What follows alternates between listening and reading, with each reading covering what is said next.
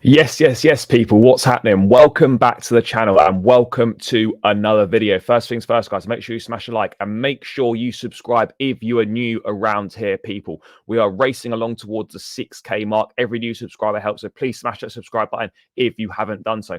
And let's dive into today's video. And I don't think I'm exaggerating here. Has there ever been a greater midfield revamp in such a short space of time than what Chelsea have done in the last 6 months? We have gone from an injured and fading N'Golo Kante and a past it Jorginho and Mateo Kovacic. And in the space of 6 months, we have added Enzo Fernandez, Moises Caicedo, and Romeo Lavia. Three of the best young midfield players in world football. Three players with so much potential, so good already at the ages they're at.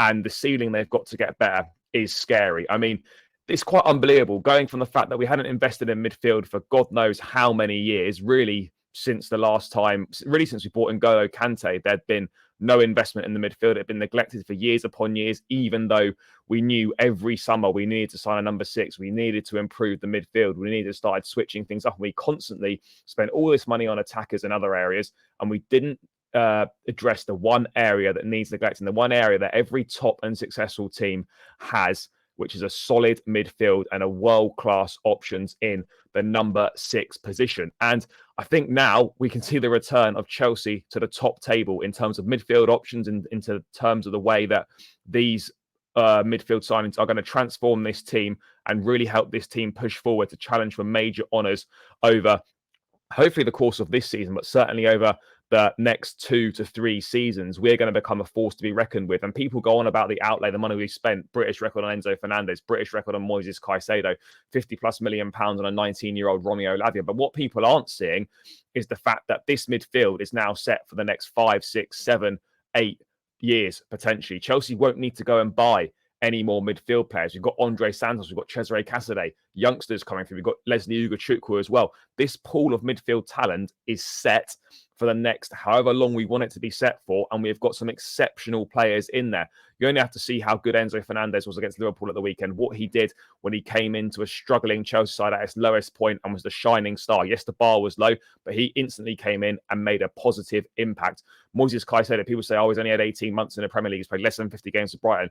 Look at that body of work in the 50 games that he's done there. One of the best midfield players in the Premier League, the perfect destroyer, all-action, combative midfielder to partner alongside Enzo Fernandez. Does the defensive duties, but can also get forward. Is also perfectly capable of playing in that number 8 role as well. And he's going to be the perfect guy to allow Enzo Fernandez to obviously operate further up the pitch. We saw him operating further up the pitch against Liverpool to great effect. And I think with Enzo and Caicedo, particularly if we go with that midfield pivot for our, main formation as well. I know modern football is different. You employ multiple different systems during different games and all that sort of thing. And obviously during the same game as well, one formation on the ball, one formation off the ball. But the acquisition of these 3 midfield players over the last 6 months is remarkable. And I think, we could see a return to the glory days of the Chelsea 4-3-3 when we used to have Makelele, Lampard, and Johnson in there, or Makelele, Lampard, Essien, Lampard, Ballack.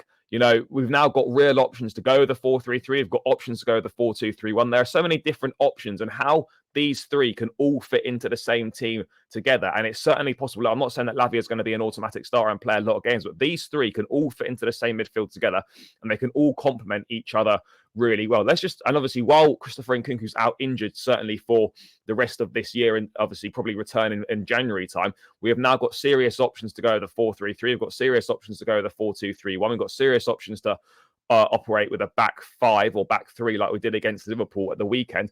And let's just dive into a few options of how I think we can potentially set up with this system, with all 3 of these players featuring. Now, obviously, you've got your bog standard 4-3-3 here, which we could easily go with. And as you see on screen here, obviously, you've got Lavia sitting at the base as the deepest midfielder as an out-and-out number 6. Caicedo can do that role, but Lavia, for me, is a more out-and-out 6. We saw how good he was against Chelsea when Southampton came to Stamford Bridge and beat us 1-0 last season. He dominated that midfield. He showed so much maturity, so much ability on the ball for a 19-year-old that hasn't played an awful lot of Premier League football, but the ceiling's so high. And this is what I mean. This is what you're paying for. You're not paying for the player right now. Of course, you're paying for the player right now, but you're also paying for how good that player could be in years to come. And to think how good Lavia is already at 19, the amount of faith shown in him by the club, particularly Joe Shields, has been instrumental with him. Eden Hazard helping sell him Chelsea as well. Lavia can operate at the base of that midfield as a 6,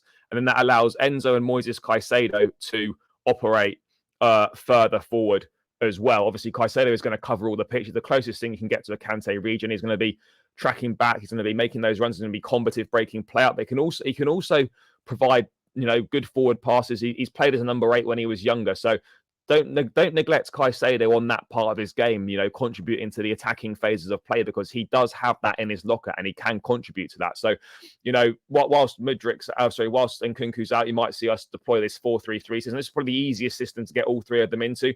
You'd have touchline wingers, old school style, Mudryk left, pace, taking players on skill. He's a tricky player. Get him linking up nicely with Jackson, get Madueke or Sterling on that other side doing the same thing.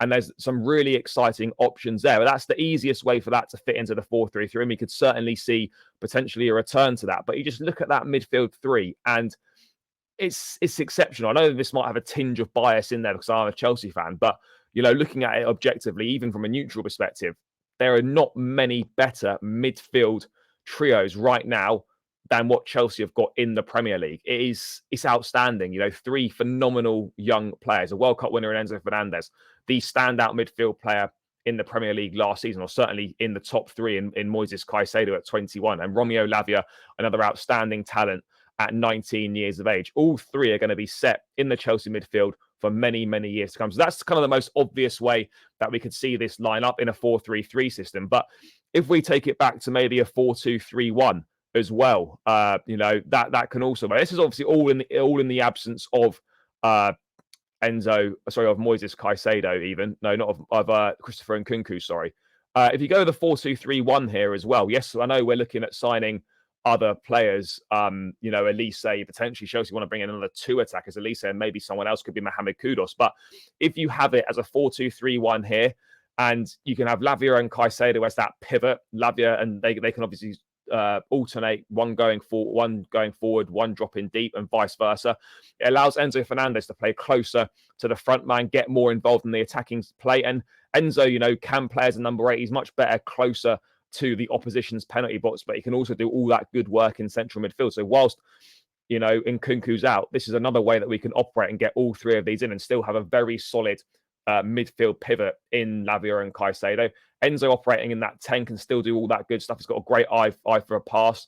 And you know what? I know he's not scored for Chelsea yet, but Enzo does have a few goals in his locker as well. So they'll be able to see him linking up with Mudryk, Madueke, Nicholas Jackson. This 4-2-3-1 system with Enzo playing as a 10. Yes, I know Chukwuemeka's done well there. I know Gallagher did well against Liverpool, but ultimately, I think this is the best combination of players that we've got available right now in terms of seeing these 3 all on the pitch together from the off. So that is a potential other option we could see in the 4-2-3-1 whilst Nkunku is injured. But perhaps, the formation we were least expecting to see, but actually could be, in my opinion, potentially the most exciting of the options is that sort of 3-5-2 system that we saw at the weekend, or a 3-2-3-1-2, however you want to refer to it as. But this looks exciting. Obviously, you've got that back 3 there, the Sassy, Silva, and Colwell.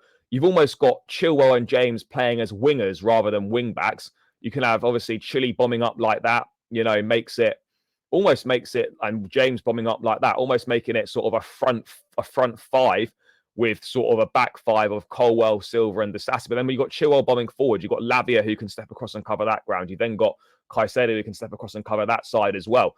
So you have got a lot of options there. And I know we didn't briefly talk about back 5 and we don't want to see the back 5 again. But I think with the options that we've got here, with Chilwell and James bombing forward, Enzo just floating around in that number 10 position, linking midfield and attack, this is exciting for me. You've got Mudryk and Jackson who can link up there, or Mudryk and Sterling, or Sterling and Jackson, or whatever way you want to use it.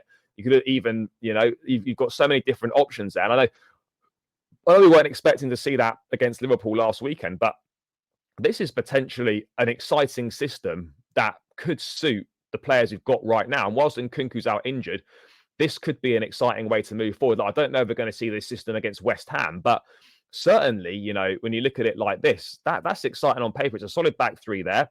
It's then 2 great defensive-minded midfield players in Lavia and Caicedo shielding that back three. You've got Chilwell and James playing as wing-backs who at times will be operating as left and right wingers. You've got Enzo in that free role behind two pacey attacking players in Jackson and Mudryk. That has got all the ingredients for a very exciting side, a very dangerous side, a side that can create a lot of chances and hopefully put the ball in the back of the net a lot. But those guys are my thoughts on the different systems that Chelsea could operate using Enzo, Caicedo and Lavia. Lots of exciting options there, lots of different options, all very effective in their own mind. But people, let me know your thoughts in the comments below. Do you agree or disagree with what I've said? How do you see Enzo, Caicedo and Lavia fitting in the same midfield? Do you think it's an unbelievable midfield upgrade, midfield revamp? Let me know your thoughts, guys. But thank you for tuning in. Make sure you smash a like, subscribe to the channel if you're new around here. We're racing towards 6K. Every new subscriber helps, so please smash that subscribe button. And people, I'll catch you again in another video soon. Take care, up the Chelsea, and peace out, guys.